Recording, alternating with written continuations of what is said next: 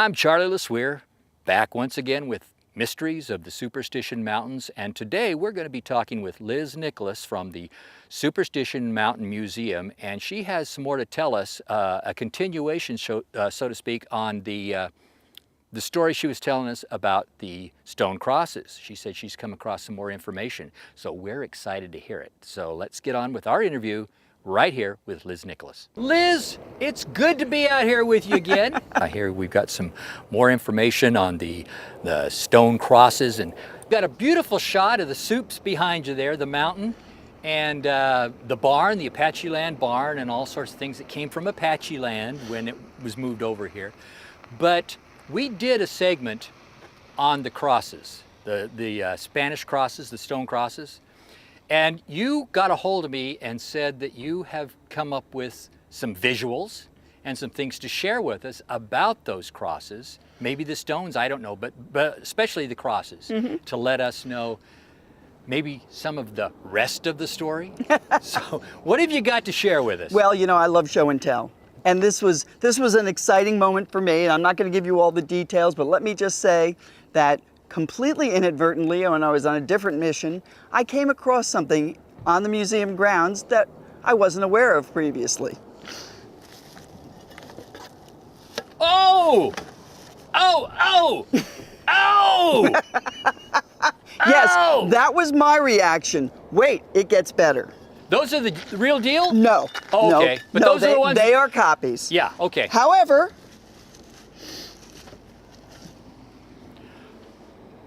Ow! the Latin heart, again, a copy. From what I understand, the originals are no longer in existence. Yeah, I heard they're not, but the crosses. And I've heard that even some of the copies of these do not exist anymore. But guess what? The museum has acquired a copy of the Latin heart and of the stone crosses. What's on the other side? More. More. More. Oh! Okay, the big question is, now you found them, what are you going to do with them? Oh, absolutely. These are going on exhibit in the museum right next to the Peralta stones. We feel like we want to tell the rest of the story because, as I mentioned before, there are many people who don't know the whole story. This is a mystery to them, the Latin heart. So now we're going to give them another piece of the mystery and another thing to investigate, and they will be on exhibit right next to the stones in the museum. All right, refresh our memory on the Latin heart and the story behind that. The Latin heart, which was found over in the area where the original Peralta stones were found, but many years later, what they say is that if you follow the clues on the Peralta stones, it'll get you to the vicinity of where the gold mine is.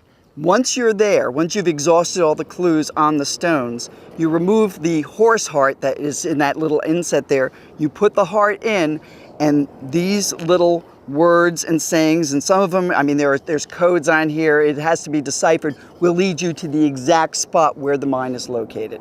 Well, what I understand about that, the heart here is that they thought it was Latin, but it's really not. It's Roman. No. It's Roman numerals or whatever, old, ancient ones, not even the ones that they use today. And if you saw another copy of these, and I have seen pictures of other copies of the stones, there are actually areas where you can't read the words and they've kind of scratched them out or they've worn them away. I see on this copy they've actually just avoided putting those in. We have big empty spaces where those would have been. So again, this is a later copy, but I was told, and I think I mentioned it the first time, that the person that had the good replicas destroyed them.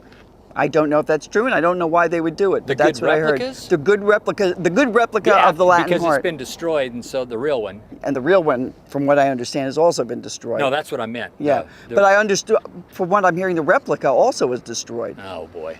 So you have... But I don't know. Do you have, like, maybe, possibly the one and only replica? It's very possible. Whoa!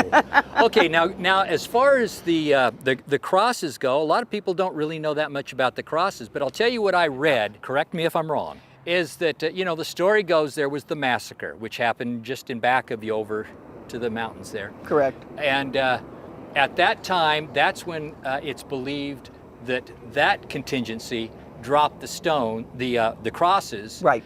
As the others were trying to get out the other side, they dropped the Peralta stone maps. Right. Now, you know, depending on which version you believe, they all came out this side. This version just, it's handy to say that they split up. Well, what I've always heard was that when they were massacred down in the area where the crosses were found, I'm sorry, where the Peralta stones were found, that their mules or their burros or whatever they had took off back in this direction because they knew that's where their barn was, that's where their home was. They took off alone, riderless, and eventually their saddlebags fell off and these were in the saddlebags. Yeah. That's what I've heard. Yeah, and those fell out over there, the stones, and they fell out here, which kind of makes sense. Sure. If it was going to, happen that way. Yep. And of course they'd be buried over the years with the rain. Some people say, yeah, and they stopped and they buried them.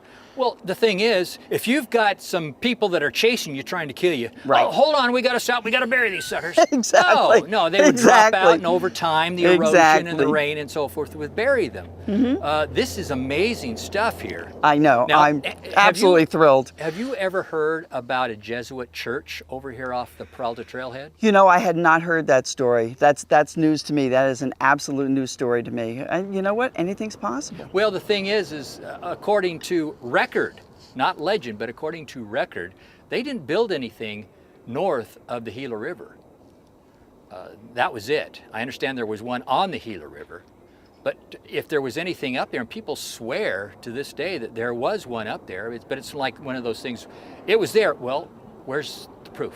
Well, but it's an interesting thing because people are saying that there was something there. Maybe they're using the term built loosely, maybe it was, who knows, a meeting ground, an encampment, like who knows. A circle stone type thing? Yeah, maybe that's what it was. Yeah, I don't know. Interesting. I have not heard that. Well, I guess at one point some Jesuit priests were up here taking a tour of the mountains. This is more recent years. And word got out that they were up there taking the gold out. But it was like with a scout troop or something, and they were just showing them the mountains. See how these things build? I'm surprised they didn't visit the amethyst mine while they were here. Well, another story. Yeah, another story for another time. But it's like I was talking with Larry. It's a true thing. There's always, and again, I say it's not a pun, but I guess it is because, for lack of a better term, there's always a nugget of truth in all of these things that are expanded upon, and I'm not going to use any more metaphors like I did up there. Well, I will use one. It's like peeling away the layers of an onion, Well, it's true. And you always find another story, another something. So this has been fascinating. Well, in my studying about the crosses, I did not know about the heart myself until about 3 years ago, and someone mentioned it, and I started doing my research. And as it is with the Dutchman, the more research you start doing, the more confused you get because there's so much conflicting information. Even if you think you have eyewitnesses, there's still conflicting information. Now, have you ever met Mike Bilberry? I have not. The one that allegedly... No. And I always say allegedly because, there's going to be somebody out there that's going to, even that, they're going to say, no, it's true. So he's the one that found him. All right. And then there's the other story where someone went back in and back behind Tortilla Flat. And there was a series of mines back there, and they found all sorts of things, and these were buried inside a cave in there. But I guess the consensus is it's the Bilberry story that that's the one that's the most frequent. Absolutely, the Bilberry story. And again, now I understand. Is he still around? I hate to even ask something. I haven't seen anything recent. I mean, it was back in the '80s that he found him, so conceivably he could, or something like that. Yeah, about '82. It's conceivable he's still around, but I don't know. Well, because I believe he was a young man back then, so he'd be around some of our ages right now. Not yours, of course, but some of us. But I understood someone was asking the other day, well, he still has, not asking, but a statement, he still has them. And then someone says, I don't know, does he? Last we heard, he had the That'd be something interesting to investigate. So I don't know. Maybe he does have the crosses. The one thing about the stones and or the crosses is that, there's the other stories where somebody found those, and then Travis, the Marlowe from the book, right? That he paid $100 to this person for the stones, and that's where he got them. He didn't find them out there. But there's pros and cons to that story, because if somebody found those out there, no matter who they were, no matter how naive they were, well, maybe not, but they would want to sell those. I think they'd want to check them out first. You would think. You wouldn't give, here they are, $100 and they're yours. Yeah, I don't think so. So, it's, we'll probably never know the full story. Now with Mike, if he's still around, Now that would be a story, but I'm surprised, I would be very surprised if with all the publicity the stones have gotten, all the books that have been written, and all the publicity and on the web about the stones themselves, that he wouldn't come forward if he had the originals and say something about it. Well, Yeah, but if you found the Dutchman mine, would you tell people? Well, not today I wouldn't. Not today. Not today. After you mined the heck out of it. Yeah, right. So I don't know. I would be a little afraid. So Mike, if you're out there. Yeah, Mike, if you're listening, we'd like to hear from you. And yeah, I'm sure about that the we'll stone hear from crosses. somebody, but Mike Bilberry, we'd love to hear from you or someone who knows about the crosses. Absolutely. The real ones. Honestly, we're honest people. And you know what? If he was up to it, we'd love to have him at the museum to speak about them. Wouldn't that be interesting? That would be amazing. Mike. You have an open invitation, Mike. All right. Well, there you go. If he's still around here, that's going to get to him. Yep. So that would be fantastic. Wonderful. And we helped you find the crosses. Yes, you did. Would you have actually looked for that in the heart if we hadn't done that? Well, you know what? I would have found them eventually, but I wouldn't have been as excited as I was to find them.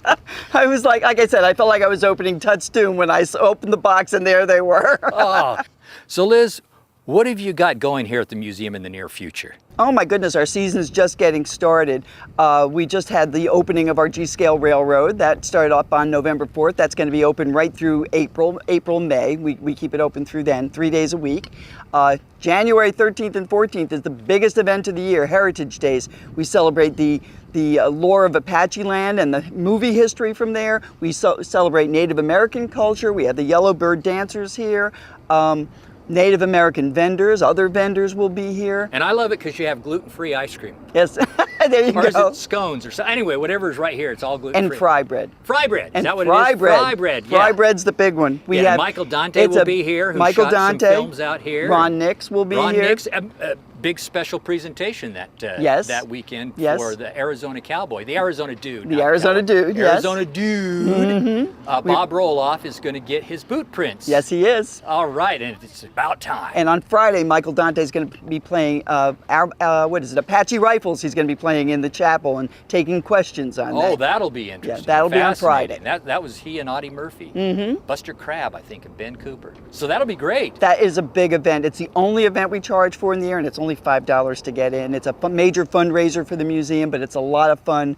It's all weekend. You have to come out and see. Okay, and that's January what? 13th and 14th. And I'll be there. And you'll be there. Absolutely. And Dave will be there. Okay. We'll have some stuff Buffalo to sell. Soldiers will be here. Oh, I love the Buffalo Soldiers. We'll have some stuff to sell on behalf of the Mysteries of the Superstitions Wonderful. too. So we'd like to thank Liz Nicklus for being with us here today and sharing some more about the old Spanish crosses or the stone crosses.